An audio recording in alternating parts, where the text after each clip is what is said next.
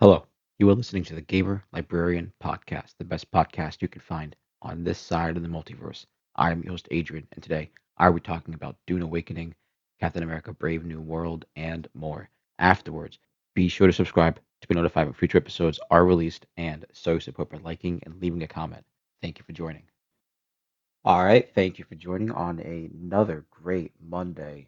I have the day off, no work for me. We got some night rain run-ins early in the morning. That was awesome. Didn't get any bosses cleared, but I think later on the day it's going to be on time because we got some of the downs real close. But that game is difficult. The game is it takes a long time to get through those runs, and it's a big commitment compared to some other games that could just be a little bit more leisurely and stuff. You kind of have to commit at least an hour to a run for that. And we've been playing another game that's been a pretty big time commitment. Trying to get as many hours as we could within the week that we had it. And before we talk about that, we have a lot of small news just to go over. I don't think there's many major. There was a Blood something samurai game that seemed pretty cool. I'm not necessarily a big samurai guy. I know there's a lot of samurai games coming out like right now. Like we got a lot of announced samurai games, and maybe I will go and play that eventually. And for game announcements, I know that Death Stranding 2 is coming out like next week. We're definitely gonna be playing that game. We're definitely gonna be playing that game. That's gonna be a big commitment. We had a few layoffs last week or 2 weeks, right? With the Days Gone developer Bend Studios, they had to do some transitions into the next project.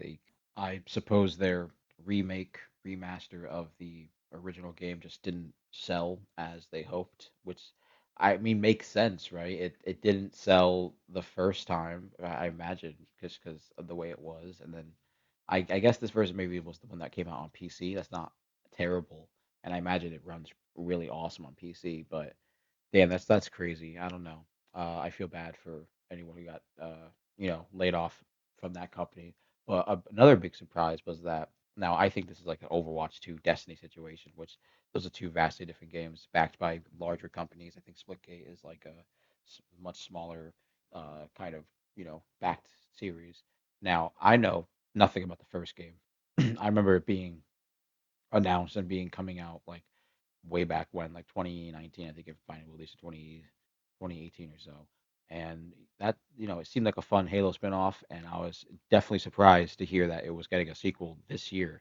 Maybe they had like an announcement beforehand, and maybe I just blocked it off on my mind or, just ignored it. But I don't know why they made a sequel because they only even reached season one, and it's just like maybe their player base was dropping super low, and they just had to make a sequel, maybe have a reason to get a bigger player base from the previous one, and that's just odd. I don't know why you wouldn't just commit to your first game and maybe try to get like a crossover or something. You could have gotten like maybe like a Halo or right Doom or some other kind of series to maybe get some fresh blood into it. That would have been nice.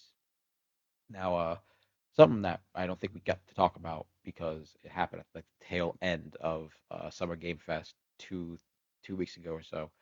It was that Resident Evil Requiem, which is 9, right? Resident Evil 9, crazy, is playable in both first and third person at launch. Now, I think I'll probably go third person just because that's obviously the better camera commitment. But if you want like the more authentic, kind of real horror experience, probably first person is the way to go, which might be really fun. Don't know, think we'll be doing a playthrough with both. That might be a little too much. Maybe just flip flop between all of them. That just seems, I think it's nice that they're having an option for both. That seems pretty dope, especially for accessibility and more for like the horror aesthetic, which is really dope. Now, something else here is that the Nexus mods owner steps down after 24 years to focus on their mental health, which is, sick, really cool for them.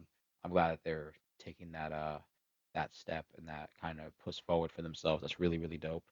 And right, I just think that's cool that Nexus mods is probably still going to be hopefully up with an absence like that, the owner, and maybe it'll go in the right direction with maybe a little more focus because I don't know. Maybe I know some things like copyright stuff is probably the biggest. biggest issue. But I like mods. I think mods are great for games. I feel like once you download a game, you kind of own it. Once you pay for it, you own it. All that kind of stuff.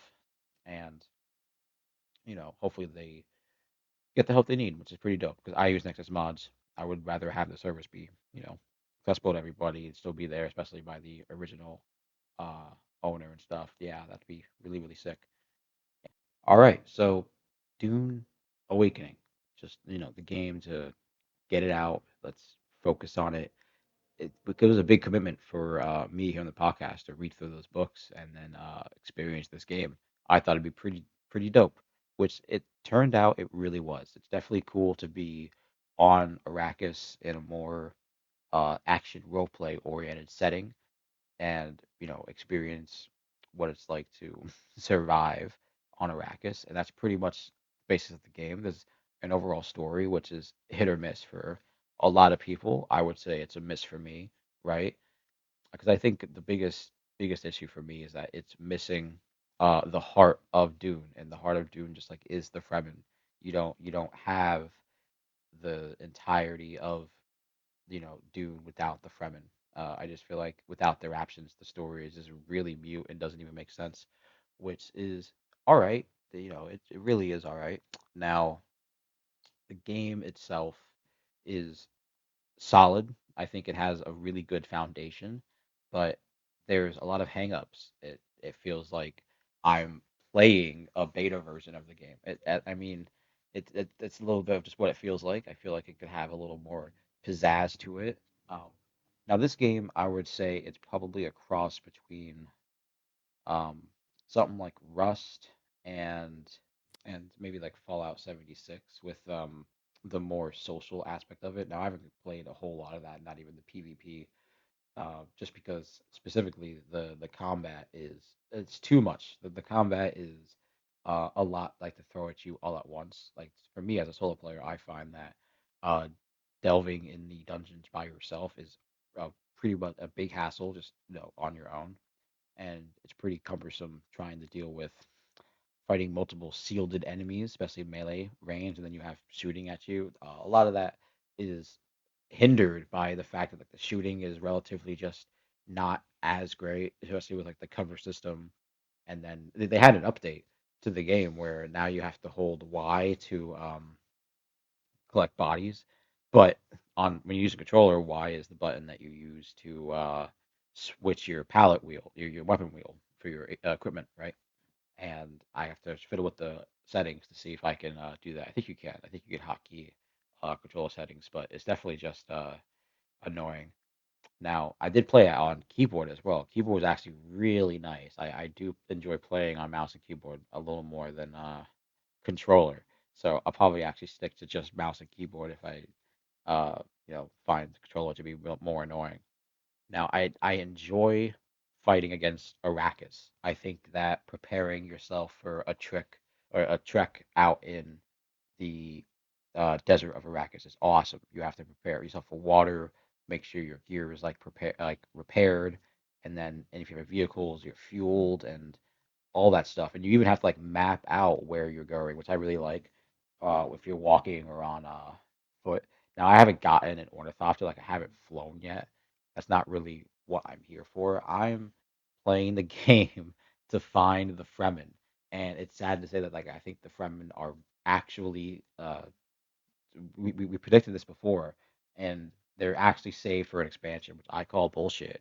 I do call bullshit. I mean, I don't mind paying price for this full game, right? I don't mind paying the price for a Fremenless Dune game, but I'm sure a lot of hardcore Dune fans fucking hate that, and I do hate that. I think the heart of the whole series is missing, and not to say like the world that's newly crafted here isn't Dune like. It's definitely like that, but I think that just looking at the culture being like, oh, they're gone, and it's kind of sad, especially considering a lot of topical things happening now and a little more often, a little more heated in our recent times.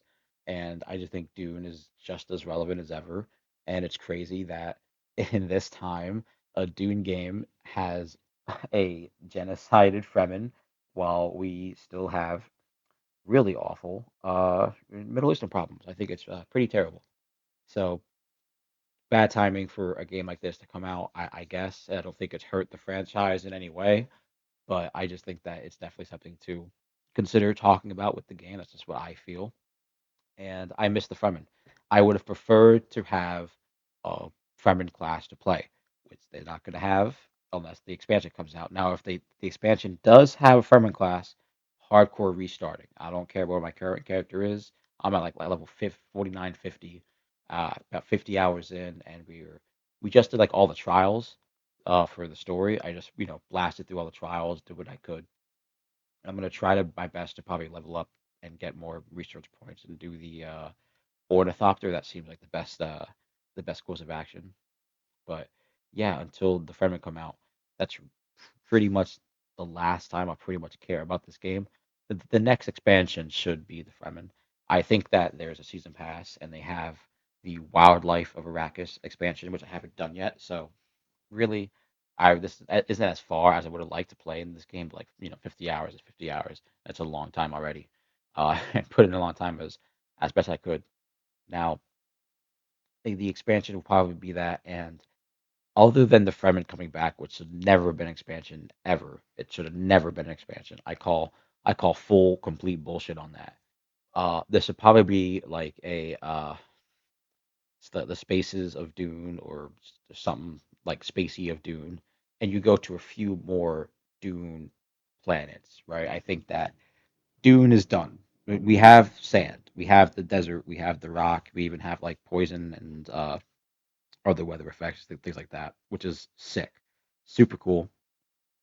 Now there's a few other planets that might be really fun to go to and might offer some variety away from just the sand, and I'm sure they could even offer like more specific types of weather and beast like kind of stuff like creatures to fight and survival techniques and things like that.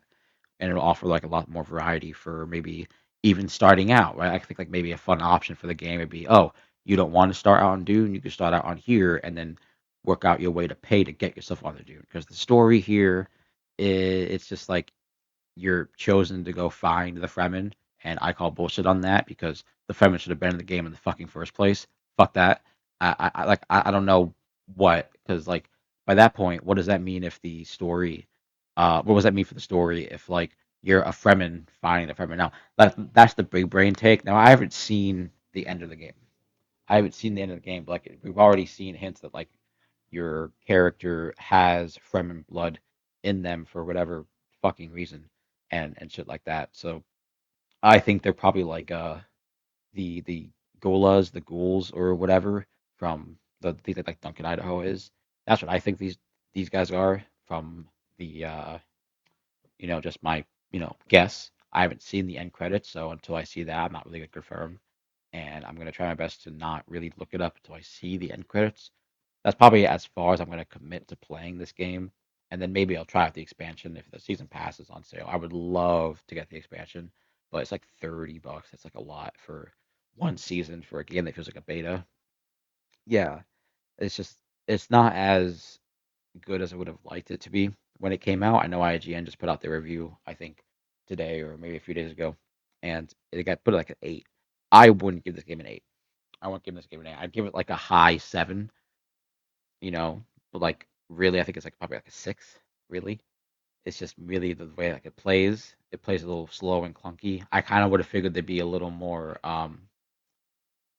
polish to a game that already had, two big movies, a very successful book franchise prior, and then like a TV and all that kind of stuff. Even some games, it had like a tactical game, a strategy game a few years ago, Spice Wars. But whatever. Now, I think that the combat will obviously improve later on. They're going to have really tweaks to it. I think they're going to have a lot better mechanics added to it and even more abilities. I think that the fact that you can multi-class is sick. So I was like, all right, I'll play a Bene Gesserit because that's my class. I like their them in the books. They're my favorite characters. So I wanted to play as them more than like the sealed shooter. What is it like I guess a tech person. So I really would prefer to do that. And some of the abilities are pretty useful. I'm not really a DAS person. That's only really good for like getting out of the way too, or uh, like on the desert. It's like fine, but definitely the ability to stop people like in the tracks, like daze them, like immobilize them for a minute so you can stab them. That's the best. I like using those for shielded enemies. That's perfect, right? So this game is like you versus Arrakis and shit like that. I find it so fun, and I don't know where the game is going to go from here. I would rather it have uh obviously more polish and stuff, but the Fremen, it's the Fremen.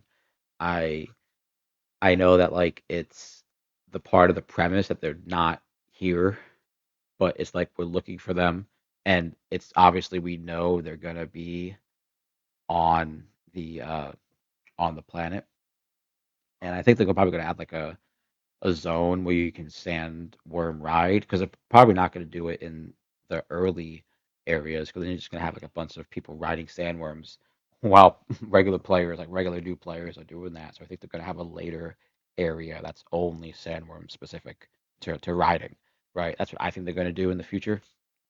But and yeah, it's just sad to not play as the Fremen. That's probably the biggest hang up for the game. The like obviously it's like the story reason. It's like weirdly put in there for that reason. I would have preferred it be more like something like Star Wars with like that multi uh story thing when you play as like a specific like class faction, or even like Final Fantasy where you have a character and you switch between classes and then you do those storylines independently. I don't know. It doesn't really matter to me specifically. I think it should have been a like a Mass Effect type game. That would have been I think probably a little better than like an MMO survival type vibe because that's definitely fun. But when you add in the building mechanics and the repair and the degradation, the weather, and then the survivalness of it, like the fact that you have to waste time planning out where you're going and how you get back to your base, and if you can make it back on time for certain parameters, that's not everybody's great thing. And this isn't specifically a single player game. I would say this is more like a survival cooperative game because you don't have to play with other people, and you can play against them if you want. But definitely, I think the experience of a game like this is enhanced with your friends or with people you meet online, all those things like that. You share resources, you go through things together. Obviously, everything's better with your friends. But the for the solo experience of this game, it's much more like drawn out experience. From somebody who put 50 hours in the game only solo. I'm the only Dune fan out of my friends who would buy the game at launch. Everybody else probably going to buy it like $10 later on. But overall, I don't think that that's a bad thing. I'm sure this game is going to be on sale, free, or eventually something later on.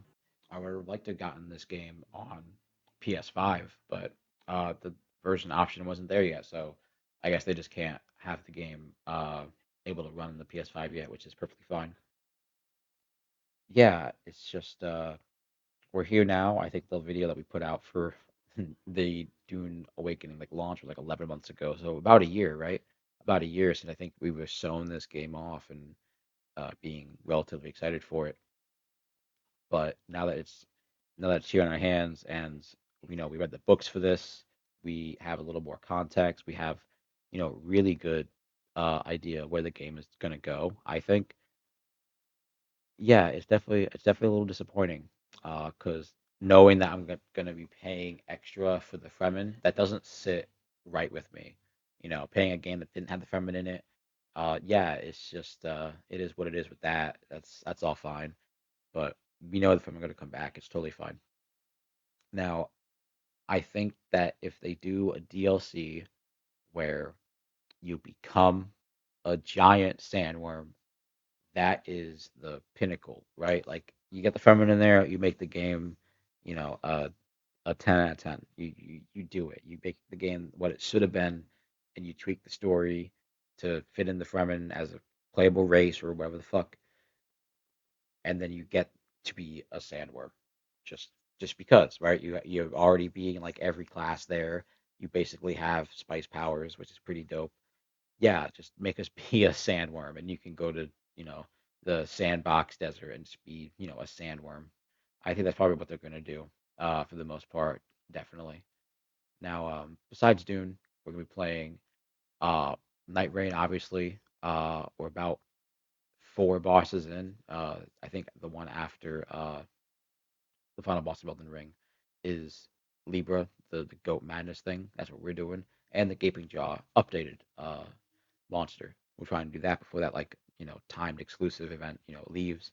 But the bosses in this game difficult, and it takes time to get these runs going. So probably gonna put out the podcast episode pretty early so we can get those runs of Elden Ring in, which is gonna be great. I've also been going through Final Fantasy IV, right? This is a game that I never really beat before, um, and it's been a great experience because we did the Final Fantasy unboxing for Magic the Gathering in the last episode, which was great. So it's been really sick experiencing a retro game of Final Fantasy while opening up those cards, and I'm going to try my best to go through the Final Fantasy games this year as we play through them. Everything else, we've gotten Final Fantasy 15 downloaded, the Royale Edition, right? I've only played the base edition. I never did the DLCs, never even played the multiplayer. I don't even know if that's still running, but it's downloaded on the PS5. Crazy that we're going to be going back and playing that game. I never even beat the big giant, like 75-hour boss fight. Yeah, I want to do that. I want to get that done. So, Final Fantasy 4, right? This game is just as challenging as like the first three. I've only beaten those games on like the PSP and then three on the DS, right? So this game has like the ATB gauges, which is fucking amazing.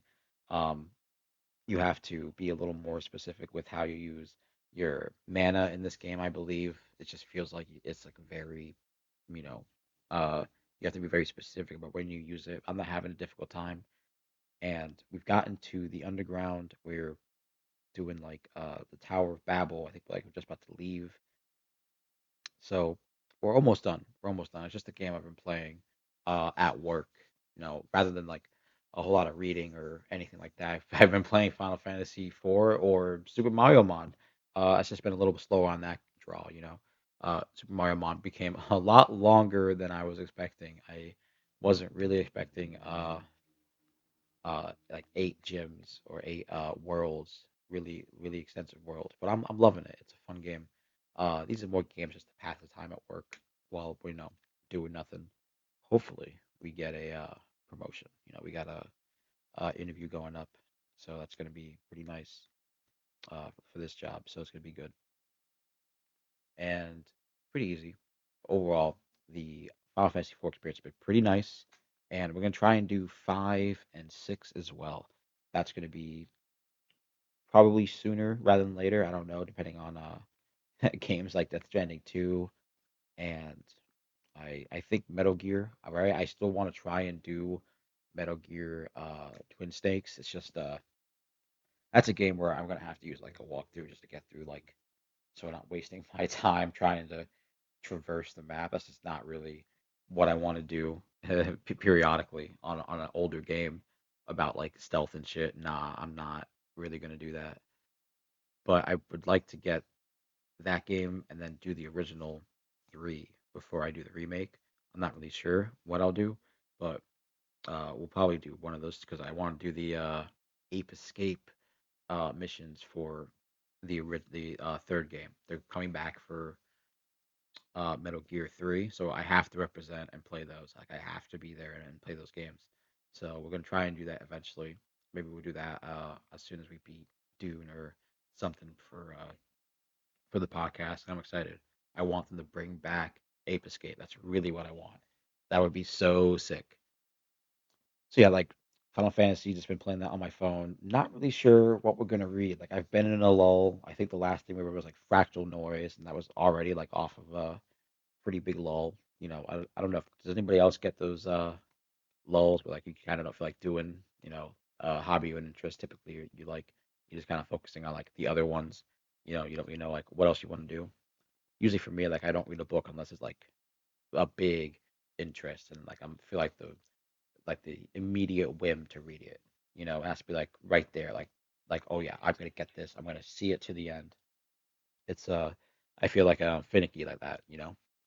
So besides books, the absolute DC stuff, I know that we've been behind on that, so they've been piling up. So probably in one real big bins a week or something, we'll get through whatever we missed for the absolute DC stuff. Because I've been hearing a lot of stuff with like Batman. I'm excited. I want to see where that series goes and support it, talk about it. Maybe we'll get a video game about this. That would be so cool. The absolute DC stories is DC Comics like new iteration of their DC heroes, not like a new 52 or anything. It's just like an alternate world, as far as I can say. It's probably like your Ultimate Marvel, and you got more of like a blue collar Batman, who's a construction worker, Bruce Wayne, and you got like a Superman who's coming from a more class-based science society, Krypton. And my favorite, my all-time favorite, is the Wonder Woman twist that they put on her. She has new abilities. She has a new origin. I think it's so cool. That's probably the one I'm dying to get back into the most, on top of the Flash and Martian the Manhunter and Green Lantern. So the absolute DC stuff has been something I've been really excited to be, reading here for the podcast. We just have to find time. I have a full-time job, other commitments. It's just difficult to keep up with all those kind of things. Like we just got through three of the mangas that we've been talking about for the better part of the whole podcast, right? I think two of them, Berserk and One Piece, we've been talking about since the very beginning of the podcast. And Vinland Saga is something that we started sometime, maybe sometime this year, or maybe uh, sometime like fall 2024. We started Vinland Saga. Let's start off with that because that's the one that's ending soon. I'm so shocked. I was actually hoping that it was going to be going on for a little longer. I thought we were going to get Vinland Saga for since we're already in like 200. I was thinking we were going to hit 300, 350 just by the fact that like I didn't know how far we were taking these like Thorfinn, how far we were taking Thorfinn and the Vikings and his newfound crew to the land because he has like a lot of loose ends tied up back home that I guess don't necessarily matter now that it's ending, but it's definitely just like I was kind of picturing maybe it would go a little more into maybe like the Industrial Revolution or like the World War I kind of stuff with like some kind of future stuff. At least towards like the end, because I feel like Thorfinn would have gotten like old and just and passed his ways to other people. And I think that what's going to happen is we're going to have like people following Thorfinn's ideals, but then they're forced into war situations, like that cycle. I think that happens like all the time. So I don't know like what I was expecting like for the ending of this, but I wasn't really expecting it to end here with a certain character death right at the very end, and it's kind of poetic, but it's just I don't know how I feel about this ending. Unfortunately, the last chapter, I just kind of feel like we're gonna get a little bit more, but maybe as a bigger picture, it's a lot different. Uh, so Vinland Saga is only like the one manga that I want to have in its entirety, right? Vinland Saga, One Piece, Berserk, those are probably like the only three ones that once they're done, or if they're never done, I just want them. I don't care about any of the mangas that we really talked about here specifically, just physical, unless like Dragon Ball Super and shit like that. But yeah, I think it's crazy that Vinland Saga is ending. That's one that I've, fell in love with because it was so much like Berserk. It had such real ideas on terms of why people fight each other, why people uh, attack each other, why people defend each other. I loved it. I loved Vinland Saga. It was great. So seeing an end here is just like, oh, I would rather have an actual ending. So I'm hopeful that it's all for the artist, like, betterment of his health and all that stuff. But it was definitely cool coming off of that uh, story. because Berserk and like Attack on Titan are like almost the same in terms of like their uh like dark stories. I think Attack on Titan's so sick with the idea of like war bad using like war weapons, and then you have people who are like born as weapons. I mean, that's crazy. But Vinland Saga is more grounded. It's more real. There's no magic. You know, Berserk has magic. Berserk has like demons. Berserk has like uh awful demons. Yeah, they just have a little more fantastic stuff. But Vinland Saga is a story about like us. We read a story here for the podcast, Orb of the Movements of Earth, which is about our history with our religious sects going against the scientific method and determining that the Earth was, orbiting the sun rather than being the center of the universe. And those are the kind of stories that are real. I mean, that happened to us. I mean, obviously that happened to real people, and there's a real people that these stories are based off of. Vinland Saga has real characters, and so does Orb of the Movements of the Earth. They have real people that existed, and these are real events. They're based on actual true stories. Like Berserkers is based on anything. One Piece has a lot of very similarities to us, right? But not the same way. Like we're not One Piece. We don't have devil fruits. But I like the stories based on us. Those were awesome. Vinland Saga, Orb of the Movements of the Earth. Those are two manga that were like specifically a pleasure to read here for the podcast. Like more than Berserk and One Piece. Like those are awesome in a very different, like you know, childhood action way. Like sick. But these are stories like based on us, like our humanity. Those are like perspective wise the best way you could ever experience those times is living through those stories, right? That really happened, and that fight for humanity that we have, that survival, I think is really important.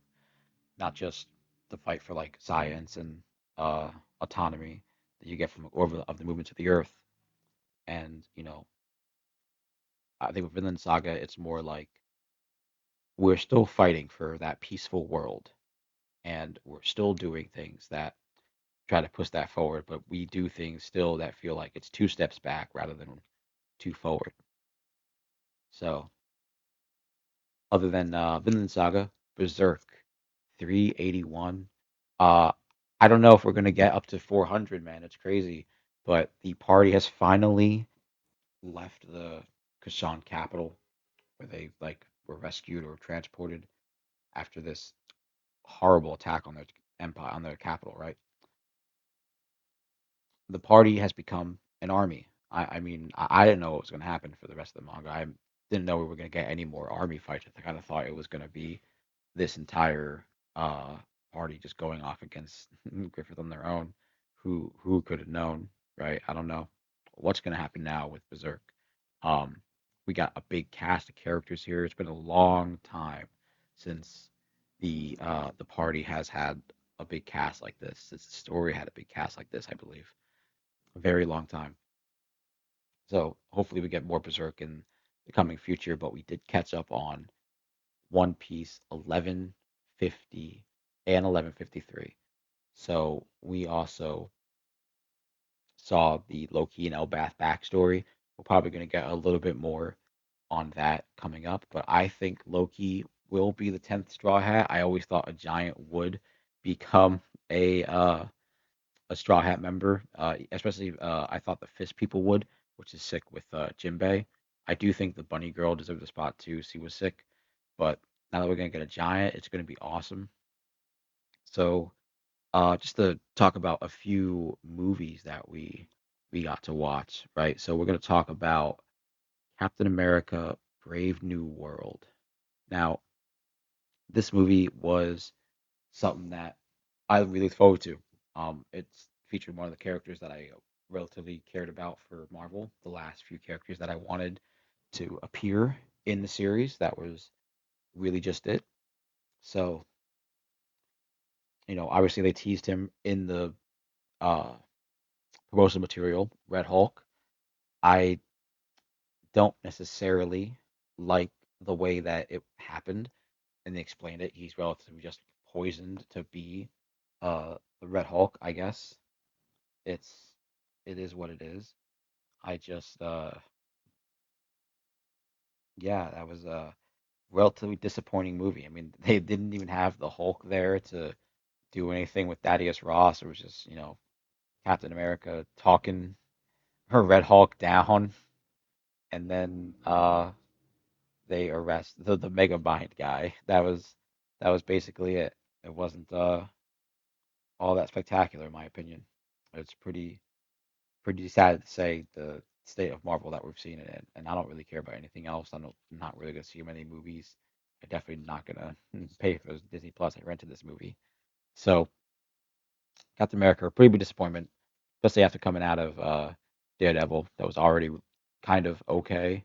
I wish there was a little more Daredevil stuff specifically in that, rather than just Fisk again. Like the Fisk returning was just kind of, oh my god.